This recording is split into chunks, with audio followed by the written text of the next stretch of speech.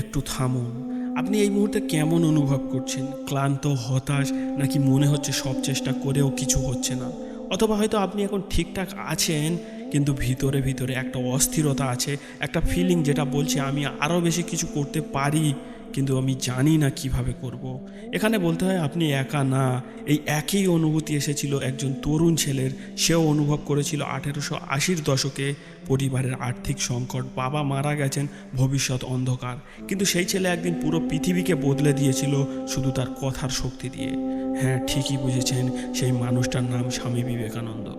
আজকে আমরা তার 10টি মূল্যবান কথা নিয়ে আলোচনা করব, কিন্তু এটা শুধু বাণী বা পড়ার ভিডিও না। আজকে প্রতিটা বাণী আপনার জীবনের সাথে কোথাও না কোথাও মিলে যাবে, কারণ এই কথাগুলো 150 বছর আগে বলা হলেও মনে হচ্ছে এগুলো আমাদের উদ্দেশ্যেই বলা হয়েছিল।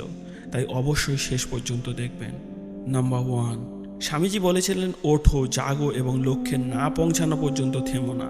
এই কথাটি তিনি নিজে তৈরি করেননি, এটা কঠোপনিষদের একটি শ্লোক, কিন্তু স্বামীজি এই কথাটাকে তার জীবনের মন্ত্র বানিয়ে নিয়েছিলেন। এখন একটু ভাবুন, আপনি কি কখনো কোনো কাজ শুরু করেছিলেন আর সেটা মাঝপথেই ছেড়ে দিয়েছিলেন? হয়তো পড়াশোনা, হয়তো কোনো স্কিল বা কোনো স্বপ্ন। বেশিরভাগ মানুষ থেমে যায় কারণ তাদের মনে হয় সে পারবে না, কিন্তু সত্য হলো আসলে তারা থেমে যায় না, শুধু তাদের ভিতরের আওয়াজটা ক্ষীণ হয়ে যায়। স্বামীজি বলেছেন, সেই আওয়াজটাকে আবার জাগাও। শুধু উঠলেই হবে না, জেগে উঠতে হবে, সচেতনভাবে, উদ্দেশ্য নিয়ে।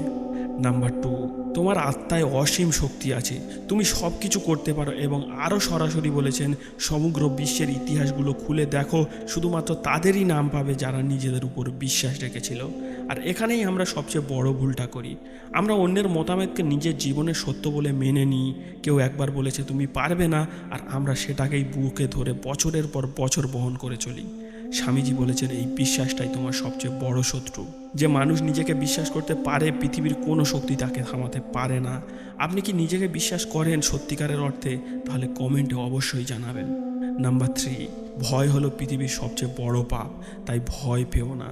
একবার ভালোভাবে লক্ষ্য করুন, তিনি ভয়কে দুর্বলতা বলেননি, তিনি বলেছেন পাপ। কারণ ভয় আপনাকে সেই জায়গায় নিয়ে যায় যেখানে আপনি নিজের সম্ভাবনাকে মেরে ফেলেন। আপনি হয়তো কোনো নতুন কাজ শুরু করতে চান, কিন্তু মানুষ কি বলবে সেই ভয়ে থেমে আছেন। আপনি হয়তো কোনো সত্যি কথা বলতে চান, কিন্তু সম্পর্ক নষ্ট হয়ে যাওয়ার ভয়ে আপনি চুপ থাকেন। স্বামীজির কথা হলো, এই ভয়ই আপনার জীবনকে সংকুচিত করে রেখেছে। ভয়কে চিনুন, তারপর সরাসরি তার মুখোমুখি হন। নাম্বার 4, শিবজ্ঞানে জীব সেবা, অর্থাৎ মানুষের সেবাই ঈশ্বরের সেবা। এই কথাটা শুনতে ধর্মীয় মনে হলেও এর মধ্যে লুকিয়ে আছে একটা গভীর জীবন দর্শন। আমরা অনেক সময় মনে করি বড় কিছু করতে গেলে বড় সুযোগ লাগবে, বড় মঞ্চ লাগবে, বড় পরিচয় লাগবে, কিন্তু স্বামীজি বলেছেন, তোমার সামনে যে মানুষটি আছে তাকে সাহায্য করো। প্রতিটা ছোট কাজকে গভীরভাবে করার মধ্যেই বড় জীবন লুকিয়ে আছে। নাম্বার 5, মনকে নিয়ন্ত্রণ করতে পারলে তুমি সব কিছু নিয়ন্ত্রণ করতে পারবে। একটু ভেবে দেখুন, আপনার জীবনে সবচেয়ে বেশি সমস্যা কোথা থেকে আসে? বাইরে থেকে নাকি ভিতর থেকে? বেশিরভাগ সময় দেখা যায় পরিস্থিতি অতটাও খারাপ হয় না যতটা আপনার মন সেটাকে ভেবে চলেছে। স্বামীজি বলতেন, মন হলো সবচেয়ে শক্তিশালী হাতিয়ার, কিন্তু একই সাথে এটা সবচেয়ে বড় বাধা হতে পারে। প্রতিদিন সকালে একটু সময় নিন, নিজের মনকে জিজ্ঞাসা করুন, আজকে আমি কোথায় মনোযোগ দেব? এই ছোট্ট অভ্যেসটাই একদিন আপনার জীবন বদলে দিতে পারে। নাম্বার 6, শিক্ষা হলো মানুষের ভিতরে ইতিমধ্যে যে পূর্ণতা আছে তার প্রকাশ। এই কথাটা পড়লে মনে হয় এটা তো সহজ কথা, কিন্তু একটু গভীরে গেলে বুঝবেন এটা আমাদের পুরো শিক্ষা ব্যবস্থার বিরুদ্ধে একটা বিপ্লব। আমরা মনে করি শিক্ষা মানে বাইরে থেকে তথ্য ঢোকানো, মার্কস পাওয়া, সার্টিফিকেট নেওয়া, কিন্তু স্বামীজি বলেছেন শিক্ষা হলো তোমার ভিতরের মানুষটাকে বের করে আনা। তুমি কে, তুমি কি পারো, তোমার শক্তি কোথায়? এই প্রশ্নগুলোর উত্তর খোঁজাই হলো আসল শিক্ষা। একবার ভেবে দেখুন তো, আপনি কি কখনো এভাবে নিজেকে প্রশ্ন করেছেন? নাম্বার 6, যখন কঠিন সময় আসে তখন ভয় পেও না, কারণ সেটাই নিজেকে তৈরি করার সবচেয়ে সঠিক সময়। এটা শুধু কোনো মোটিভেশনাল কথা না, এটা বিজ্ঞানসম্মত সত্য। যখন একটা পেশিতে চাপ পড়ে সে ভেঙে যায়, তারপর আরও শক্তিশালী হয়ে ওঠে। মানুষের জীবনেও ঠিক এভাবেই কাজ করে। আপনার জীবনে এখন যে কঠিন সময় চলছে এটা আপনাকে শেষ করতে আসেনি, এটা এসেছে আপনাকে পরের স্তরের জন্য প্রস্তুত করতে। স্বামীজি এটা নিজের জীবন দিয়ে প্রমাণ করেছেন।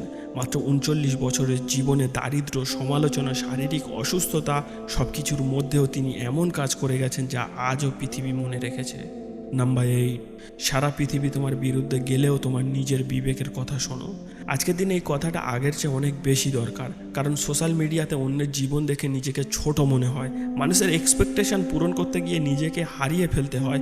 আর স্বামীজি বলেছেন সবচেয়ে বড় সাহস হলো নিজের মতো থাকা।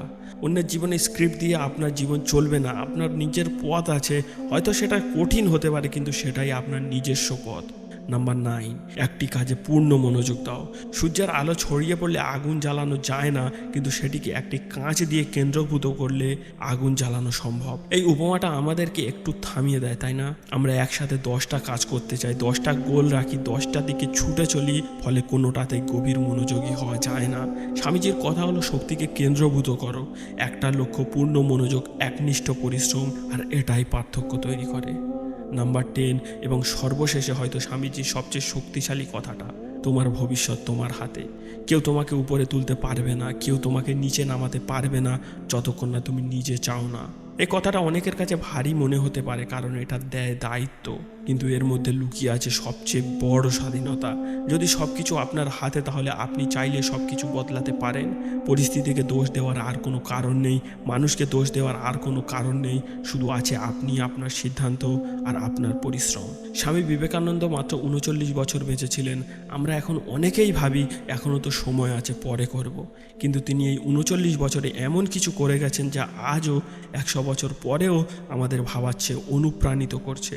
পার্থক্যটা কোথায় ছিল জানো? তিনি জানতেন সময় সীমিত, কিন্তু মানুষের শক্তি অসীম। আজকের এই 10টি বাণীর মধ্যে একটা বেছে নিন, শুধু একটা, এবং আজ থেকে শুধু একটা ছোট্ট পদক্ষেপ নিন সেই বাণী অনুযায়ী। পুরো জীবন বদলাতে হবে না আজকে, শুধু একটা পদক্ষেপ, কারণ স্বামীজি বলেছেন ওঠো, জাগো, থেমো না। আর সেই যাত্রা শুরু হয় একটাই পদক্ষেপ থেকে। আজকে সেই পদক্ষেপটা নিন। এই ভিডিওটা যদি আপনার কাজে লেগে থাকে একটা কমেন্ট করুন, এবং কোন বাণীটি আপনাকে সবচেয়ে বেশি ছুঁয়েছে সেটাও বলবেন।